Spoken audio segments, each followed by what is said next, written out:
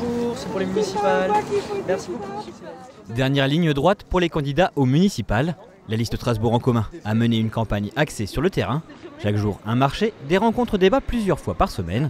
Des échanges qui, en janvier-février, ont permis d'étoffer leur programme à la gauche de la gauche. La plupart des retours étaient plutôt positifs et agréables.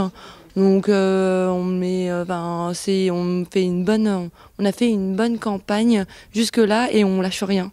Justement, la dernière semaine est souvent la semaine la plus importante parce que les gens commencent à s'intéresser et à vraiment s'intéresser à la politique. C'est à ce moment-là qu'il faut tout donner. 4 axes dans leur proposition pour Strasbourg. En premier lieu, remettre les citoyens au cœur du processus démocratique à l'échelon municipal.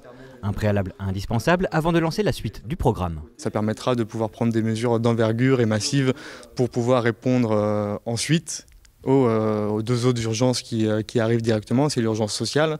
Réduire les inégalités qui font que croître depuis 12 ans. Hein. Ça fait 2 mandats que les inégalités croissent. Voilà, c'est aussi un bilan des 5 listes de la majorité sortante aujourd'hui.